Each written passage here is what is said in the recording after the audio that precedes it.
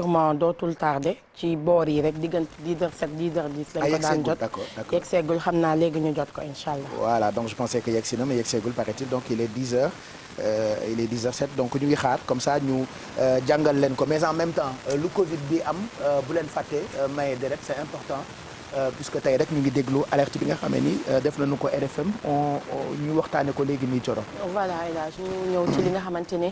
moom mooy banque de sang bu nekk ci centre national de transfusion sanguine nga xamante ni fi mu toll nii tembe. daanaka deret amatu fa te ñun ñëpp xam nañ ni may deret lu am solo la ndax ñi nga xamante ni ñoom ñooy ay nit yu feebar tëdd wala yu loru ci ay accident wala yu mel noonu ñoom ñëpp dañu koy daal di soxla donc aujourd'hui ñoom li ñuy sàkku rek mooy bu coronavirus bi tax xëj na nit ñi bañ a ñëw maye ci deret wax naa ko sànq constat bi mooy sànq en cherchant des informations mooy que tey dëkk yu bëri dañu nekk di def face à cette même situation là boo demee Côte d'Ivoire même problème boobu noonu la ñu am nga dem un peu en Europe ci dëkk yu bëri dañu am problème yu mel noonu mu di maye deret démb ñu ngi doon wax ci yeneen feebar yoo xamante ne dañu ko fàtte ndax coronavirus lu ci mel ni paludisme nga xam ne ci période am la ñu nekk mais wàllu maye deret itamit gis nañ ni bi mbas mi di soog a dugg et qu'on parlait de banque de sang yu nga xamante ne dañu déficitaire des jeunes ak ñeneen ñu ngi doon jël volontairement ay initiatives di def ay journée de don de sang organiser ko ba nit yi mën a maye deret te du gàllankoor dara ci lépp li ñuy déclencher ci xeexu coronavirus bi la mais là mel na ni depuis un bon moment quand même loolu gëj nañ ko gis te xam ngeen ne ñiy feebar coronavirus telewu leen feebar ñi nga xamante ne ñooy soxla maye deret ñi nga xam ne ñooy soxla deret itamit coronavirus du tere ñoom ñu aajowoo deret boobule ba tey ba tax na rek tey suba la ñuy dégg cri du cœur boo xamante ne ñoom ñi ngi koy lancé woon ca RFM di sàkku ci askan wi képp koo xamante ni mën nga ko nga dem maye ji deret ci centre national de transfusion sanguine parce que muy man muy yéen muy keneen ku nekk ci ñun mën nga nekk dans le besoin donc aujourd'hui bu ñu demee ba banque de sang bi daanaka amatul ay poche te xam nañu générosité wu sénégalais xam nañu solidarité wu sénégalais donc aujourd'hui on attend ku nekk rek nga mën ci def sa loxo pour mën a dem maye ji deret ndax malade yi nga xamante ne ñoom ñoo koy soxla élage ñu mën leen jox deret yooyu le ngir ñu mën a sàmmonte ak seen wér gu yaram. voilà donc maye deret bi baax na. moo tax quartier yi bu ko xale yi dee organiser c'est bien mag yi itam bu ñu dee organiser ay don de sang ak ñoom seen dafay baax et c'est bien donc on encourage tout le monde ñu nag yéen ñii seetaan ku ci mën rek. bu fekkee nga fu nuy maye nga dem maye bu fekkee amul fu nuy maye foo fekkee. peut-être nga dem ci centre de transfusion sanguine bi pour maye fa deret n'est-ce pas. parfois jafe-jafe yi ñi ëpp li ñuy dund mooy chaque 3 mois wala chaque 6 mois nga gis ñu demander même bu fekkee moment dinañ am benn moment boo xam ne ñëpp dañ dem mayenoo deret ba ci yàgg da ngay jékki-jékki gisaat mu jeex. ñuy demandé waat à travers les réseaux sociaux di defar ay communication changé waaw du doy mais toujours beneen communication bi nga xamante ni dañ koy toujours di fësal ci nit ñi ñëpp di ko waxtaanee mooy dañuy jaay kii bi poche de sang yi dañ koy jaay ndaxte wóor na yooyu yëpp dañ koy dégg sànq ñi ngi dégg ci RFM waa ji di joxewaat explication que ni moom yàgg na fa depuis 2013 mi ngi fa te amagul musul gis loolu te loolu nekk na tamit lu am solo ñu koy gën di communiquer nit ñi ñu informer leen que ni deret yi kenn jaayu ko mais na nit ñi gën a sensibiliser nit ñi ñu baaxoo am habitude yu dem di maye deret ndaxte loolu nekk na lu am solo wax na jafe-jafe yi nga xam ne ñu ngi koy dund ci période Covid bi li ko waraloon lu ëpp solo ndax nee na ñoom dañu jege woon université te lu ëpp université lañ ko doon amee waaye moment bi nga xamante ni dañu tëj université bi jàngatuñoo Covid bi tax moo taxoon lu ci bari daw ñu amoon problème mu déficitu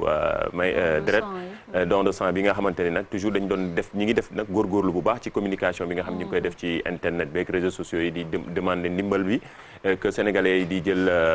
di def volontaire di dem di may deret te loolu nekk na lu am solo encore di gën a encourager ñi nga xamante ñoo ci yëngatu mais tamit di leen gën a wax ni ñuy gën di renforcer communication bi pour nit ñi di ci jote di ndaxte am na solo ci quartier yi tamit ASC yeeg surtout période yi nga xam ne nawetaan amul je pense que li ci gën a mën a jox rôle ASC la tamit ñu ci gën di def sensibilisation boobu woote ci koñ yi ñi mën na bañ a am rassemblement mais nit ñi di mën di ñëw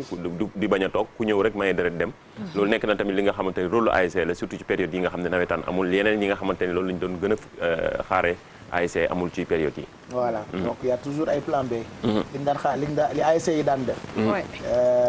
comme mënatul ne ci ay nawetaan ak ñoom seen c'est une bonne période pour organiser ay journée de don de sang donc il y a un déficit de sang paraît-il au Centre national de transfusion sanguine. Merci Thioro ñu ngi xaar. këyit bi jógee ministère de la santé mu ngi doog a yegsi. waaw point bi ñëw na mais këyit bi moom moo génnagul donc tey 1169 ci ay test la ñu def 39 yi ñoo ñëw positif 21 yi nekk ay cas contact 18 yi nekk ay cas communautaire tey Thiès moo ëppale ci cas communautaire yooyu ak 4 cas Yeumbeul am 2 Cité Djily Mbaye am benn Diourbel Kolda Xombol Koungheul Nord Foire Ouakam Parcelles Pikine Kër Massar Liberté 6 ak Médina am ñoom itamit ku nekk benn ci cas yooyu la 64 patients wér nañu 31 ñoo nekk réanimation ci li nga xamante ne moom moo di cas grave ñu wax ni ak benn décès donc Sénégal bi fi mbas mi duggee ak léegi ñu ngi compter 14 568 personnes yoo xamante ne ñàkk nañu seen bakkan astafurlah am nañu ko ci ay cas 10 756 yi wér 299 yi ñoo ñàkk seen bakkan fi mu toll ni 3512 patients ñoo nekk ci structure hospitalière yi ñuy jëlee en charge lépp lu jëm ci wàllu coronavirus donc tey loolu mooy bilan bi di sàkkuwaat comme ni ko ministère di defee ñu gën a wàccoo ak digle yi parce que gis nañ ni temps yi échelle bi mu ngi wàcc donc li ñuy ñaan rek mooy mu gën a wàcc maintenant d'hier on est passé de 15 à 39 tey suba yàlla nañ dem 10. amiin waay dem ba mu gën a wàcc. en tout cas ñu ngi wax ni gestion bi baax na ci façon bi nga xamee ni noonu la Sénégal di gérer Covid 19 bi. loolu moom lu baax gis nañ ñu ngi ciy góorgóorlu moo tax résultat yi bu nekkee nii tamit xam nga ñun toujours dañuy tàmm di ŋàññi wala di joxe ci côté bi nga xamante ni mooy bu négatif bi te pourtant côté yu positif yi nag ñu ngi gis ni am na yëf yaa ngi am évolution yi nga xam ne jël nañ ay mesures autorités yi teg nañ ay yi nga xamante ni dina fexe ba population bi gën a mën a taqalikook feebar bi wala ñun ñëpp ñu taqalikook feebar xam nga 6 ba 7 mois dafa bari ci dëkk yi nga xamante ni ñun suñu loxo jotul suñu ginnaaw comme ni ñu koy waxee mais buñ ciy góorgóorlu ba résultat yi ni mel ñuy gën a féliciter yi nga xam ñooy personnel de santé yi mais aussi encourager bu baax population bi parce que gis nañ ni bu ñu góorgóorlu woon bu baax à chaque fois dañuy ŋàññi population bi respecté wuñu li nga xam ne mooy mesure barrière mais communication bi mi ngi jàll sensibilisation bi mi ngi jàll ba nit ñi ko am ba résultat yi di feeñ ñu leen gën a encourager ñu gën a takk ndig yi comme ni ñu koy waxee topp li nga xamante ni moom la ñu digal ñu jeexal Covid bi war na mën a ne ñaanuñu yàlla li nga xam ne moo xew Europe actuellement nii ci deuxième vague mën nañ ko jàppee noonu wala ci yenn ci dëkk yi ñu dund ko ñun daal en tout cas ñi ciy góorgóorlu bu baax te loolu nekk na lu am solo ñu félicité ñi nga xam ne ñooy teelu xam na waaw góor dafay tax ñàmbaar gën a am mais en tout cas di leen gën a encouragé daal di wax ni nit ñaa ngi ciy góorgóorlu population bi tamit ñu leen gën a encouragé ñu gën a góorgóorlu voilà yàlla baax na 10h15 mooy doog a jot continuer leen